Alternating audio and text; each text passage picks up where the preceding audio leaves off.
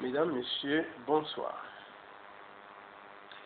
L'événement politique majeur sur le plan international actuellement reste l'investiture de M. François Hollande comme président de la République française.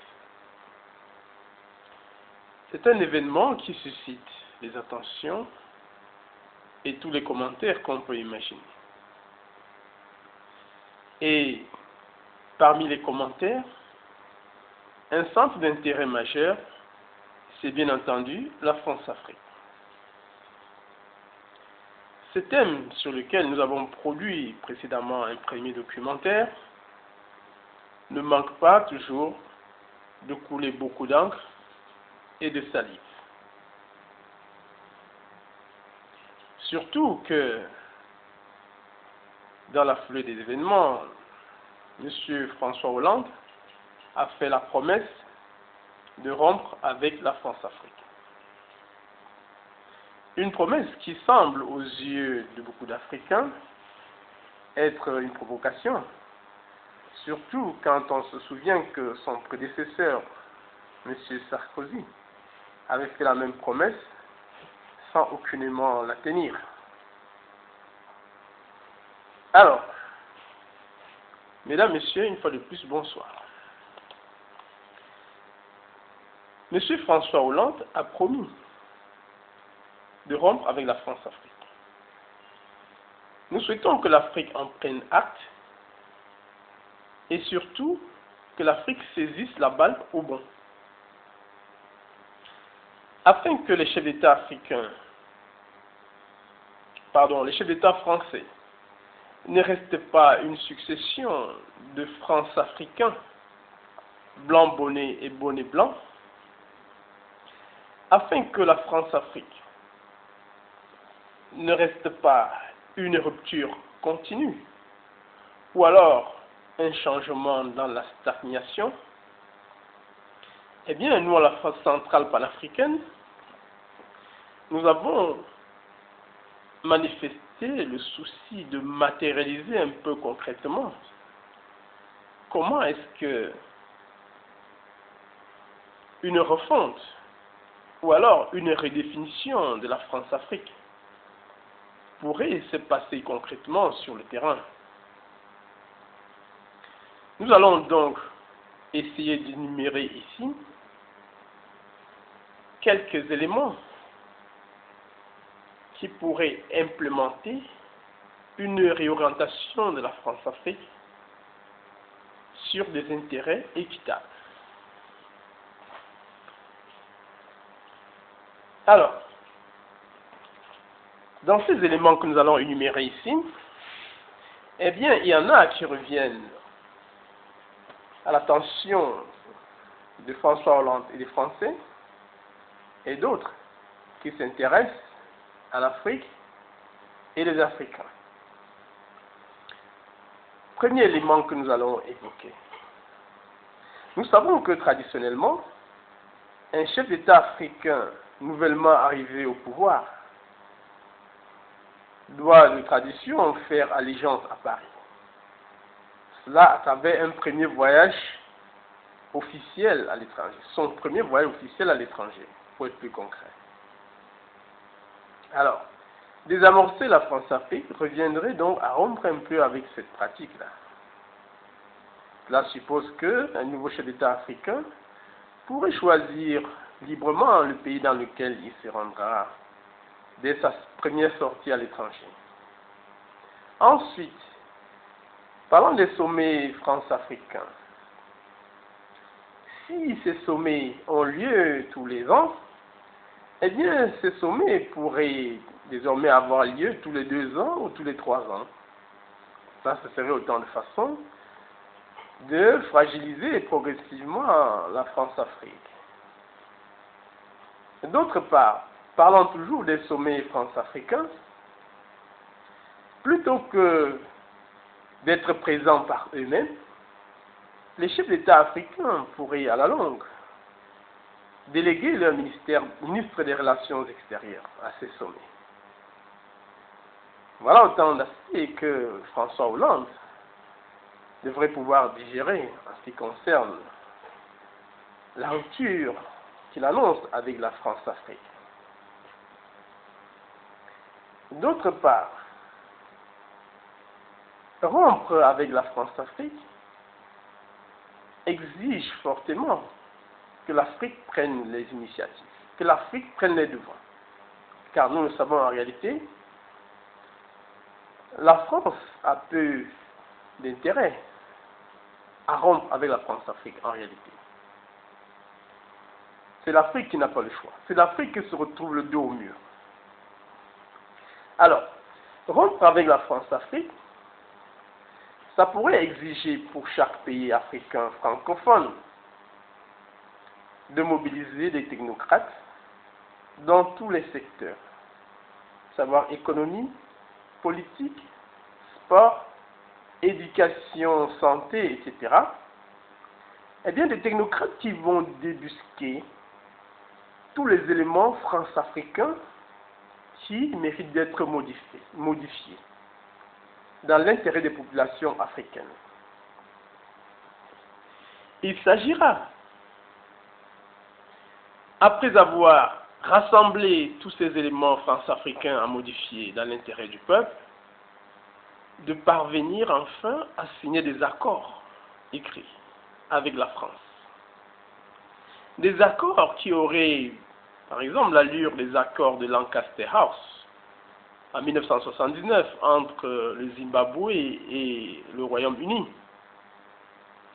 Lorsqu'il fallait, je ne dirais pas démanteler les intérêts des colons blancs du Zimbabwe, qui avaient ainsi un grand ascendant économique sur la grande majorité noire de la population. Donc, les pays francophones d'Afrique pourraient parvenir également à signer des accords, à respecter à la longue entre la France et les pays africains. Des accords qui seraient en réalité peut-être une modification d'anciens accords, des accords qui ont été signés. Toujours en ce qui concerne les initiatives africaines en faveur des changements de la France-Afrique, l'Afrique pourrait, à l'occasion de tous les sommets de l'OUA, mettre cette question à l'ordre du jour. Ou plus encore, dans chaque pays africain, ou alors au sein même de l'OUA, il devrait avoir désormais sur pied une commission permanente qui étudie les moyens de rompre effectivement avec la France-Afrique, en soutien à la politique qu'entend mener M. François Hollande. Il a besoin d'être motivé et d'être encouragé dans cette voie-là. Il a besoin que l'Afrique lui propose des idées. Ce serait bien dans l'intérêt de tout le peuple africain, au moins francophone. Cinquièmement, dans le cadre de la rupture souhaitée avec la France-Afrique, il faudrait naturellement que la question de la contrainte financière qu'ont les pays francophones d'Afrique de verser une bonne partie de leur avoir au Trésor français, eh bien que cette question soit examinée franchement et profondément. C'est une question qui a été déjà plusieurs fois évoquée par des économistes africains de renom. Des gens comme Amadou Koulibaly ou Tchéndjian Pouimi, par exemple, par le passé. Ensuite, toujours parlant de la France-Afrique, une autre action notable avec laquelle il faudra rompre, c'est l'interventionnisme de l'État français. Soit dans le but de faire conquérir un marché à une entreprise française, ou par exemple pour asseoir un entraîneur français de football auprès d'un pays africain. On a vu de tels exemples par le passé. Donc cet interventionnisme, eh bien, ça fait partie des éléments qu'il faudra démanteler par écrit. Mais d'autre part, mesdames, messieurs, chers téléspectateurs, chers internautes, Eh bien, la rupture avec la France-Afrique n'est pas une responsabilité à sens unique. Nous voulons faire comprendre que l'Afrique a une part d'initiative ou alors de responsabilité ou de concession à faire dans cette affaire. Par exemple, les dollars, les francs CFA de la France-Afrique, les euros de la France-Afrique, quelquefois vont du sud vers le nord pour des comptes privés dans les paradis fiscaux, dont certains sont en France. Est-ce que les chefs d'État de l'Afrique francophone, pour ne prendre que cet exemple, seraient prêts à ne plus garder leur argent, ou alors la totalité, ou alors même la grande partie de leur argent dans les comptes bancaires en France? Est-ce qu'ils sont prêts à pouvoir garder leur argent sur place, renforcer la sécurité de leur propre banque afin d'y garder leur propre argent? Ça, c'est autant de prix à payer pour la France-Afrique. On se souvient que le président Gbagbo, par exemple, est l'un de ces chefs d'État africains qui n'avait pas d'argent dans les paradis fiscaux. Ça n'a pas été prouvé jusqu'à ce jour. C'était le cas aussi pour le capitaine Moussa Dadis Camara, leader guinéen avant Alpha Condé.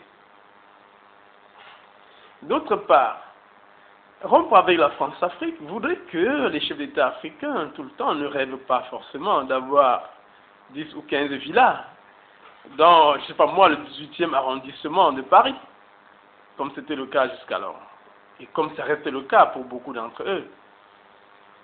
Les nouveaux chefs d'État africains qui voudraient rompre effectivement avec la France-Afrique devraient apprendre à posséder des villas sur place dans leur ville, dans leur pays.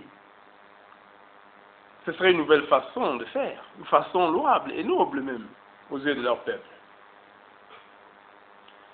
Ensuite, rompre avec la France-Afrique, ça pourrait exiger des chefs d'État africains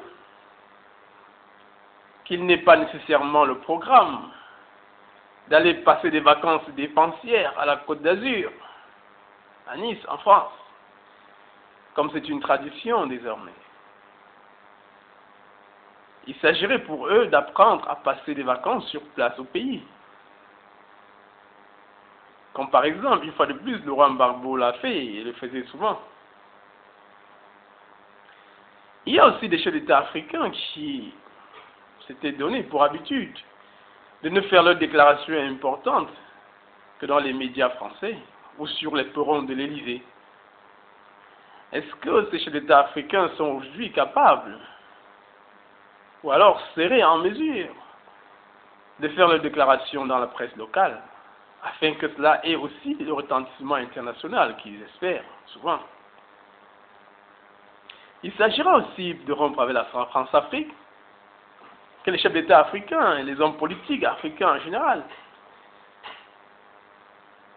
apprennent à faire confiance aux universités locales, aux établissements d'enseignement secondaire de leur pays, pour y faire fréquenter leurs enfants. C'est à eux de mettre donc des conditions meilleures afin que les enfants puissent fréquenter sur place. C'est autant d'attitudes que l'on peut exiger de nos chefs d'État. C'est le sacrifice qu'à leur niveau ils doivent faire afin que la France-Afrique prenne progressivement fin. D'un autre côté, l'autre aspect de la France-Afrique que les Africains doivent sacrifier, c'est un réflexe caractéristique des hommes politiques africains, et peut-être particulièrement des opposants politiques africains.